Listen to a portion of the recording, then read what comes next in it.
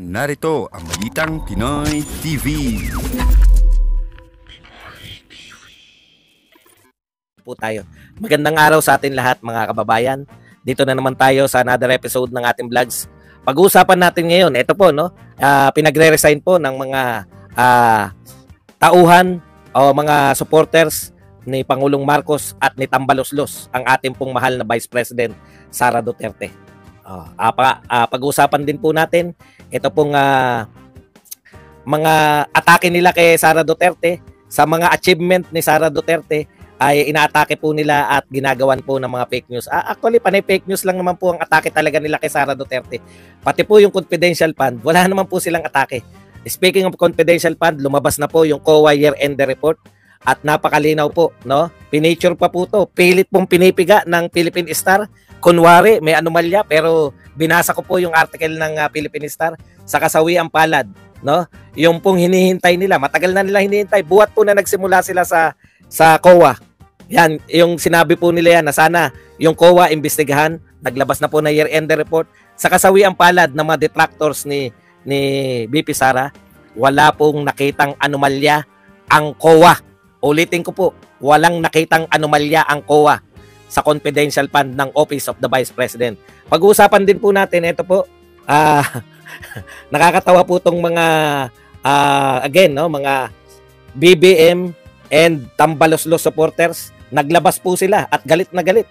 Mas mataas pa raw po yung biyahe ni mas marami pa raw yung biyahe ni Pangulong Duterte kaysa kay Pangulong Bongbong Marcos noong first 18 months. Ano po ang epekto nito? Meron po ba itong katuturan? Yan po ang mga pag-uusapan natin. Pero bago yan, kung bago ka pa lang dito sa ating channel, mag-subscribe ka na. Dahil ito lang ang tayong channel na may kinikilingan, may pinapanigan. Una sa balita, huli sa impormasyon, kaya ano pang hinihintay nyo? Pindot na, okay. Pag-usapan po natin, no? Ito po, pinagre-resign po nila si BP Sara. Ito po ang pinaka-nakakatawa po talaga. Bakit po nyo pagre-resignin yung Vice President? Para saan po? Ano po ang dahilan? Sige nga po. Ang Vice President po, hindi po siya ang nagpapatakbo ng Pilipinas. No? Kung palpak po ang pagpapatakbo ng administrasyon sa Pilipinas, aba hindi po Vice President ang dapat na magre-resign. Ang dapat pong magre-resign kung palpak po. Kung palpak po yung Vice President, yung administrasyon, bakit Vice President? Hindi ba? Hindi ba dapat ang magre-resign yung President?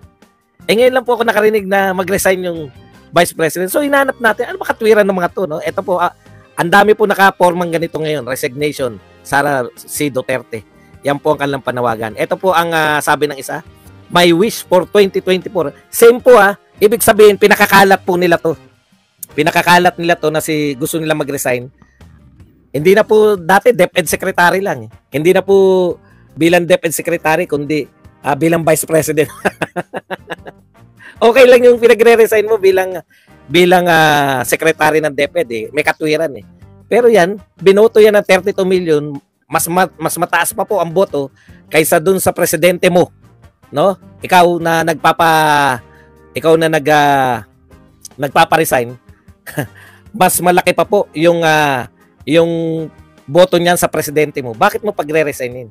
Ito po ang kanilang katwiran. Bakit dapat mag-resign yung Vice President ng Pilipinas? Vice President po, traditionally, wala po nananawagan na mag-resign yan.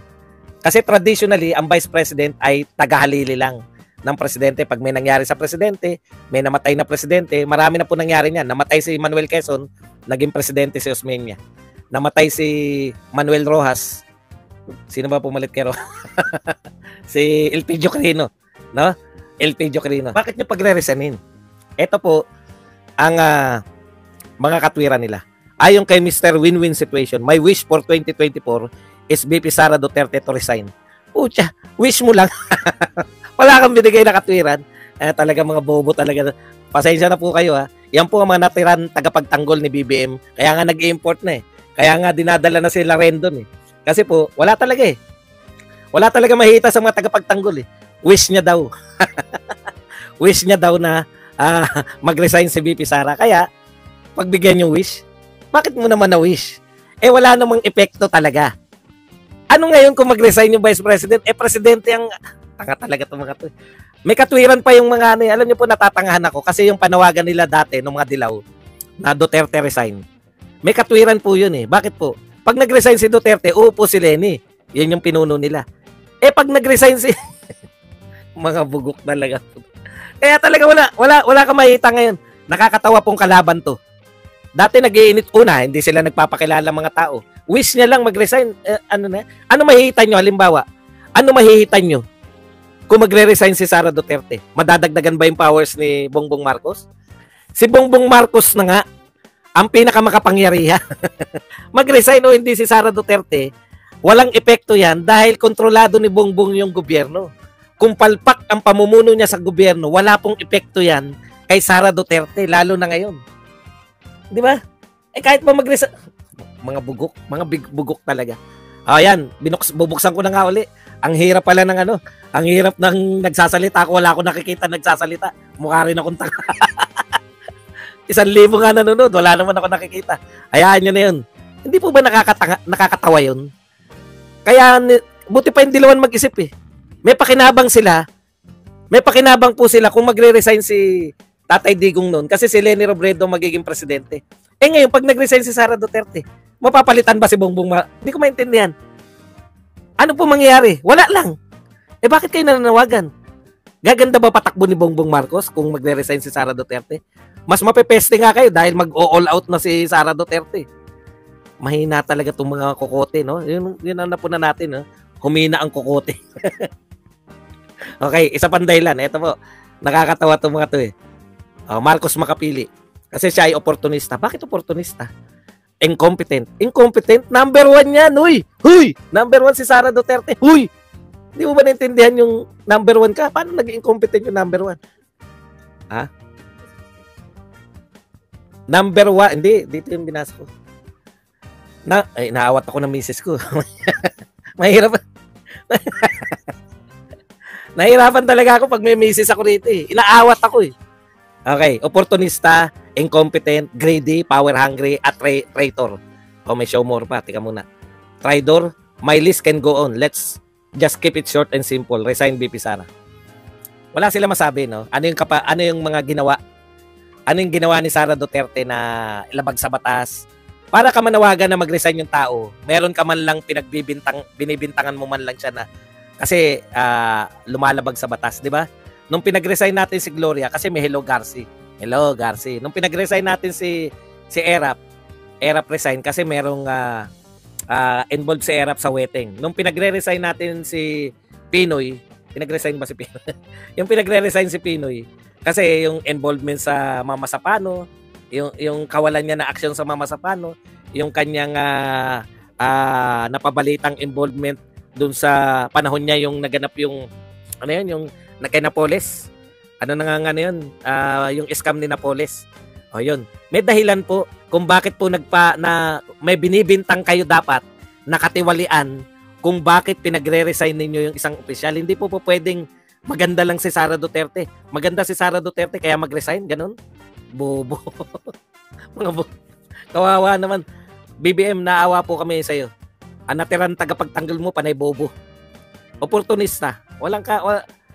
Si Sara Duterte, baka hindi nyo alam, anak ng presidente yan noon. No? Si Sara Duterte, number 1 sa survey. Una, yun lang dalawa na yun, wag na yung iba. Number 1 sa survey, sa lahat ng survey. PDAP. May dahilan po kung bakit mananawagan na resignation. Pero sa mga tangang tauhan nito ni BBM at ni Tambaluslos, walang dahilan, basta ay maganda ka, resign ka. Sasabihin niyo oportunista si Sara Duterte. Number 1 siya sa lahat ng survey, presidente ang tatay niya. Hindi niya kinakailangan maging oportunista. Kung gusto niya maging pangulo, ayaw niya nga eh.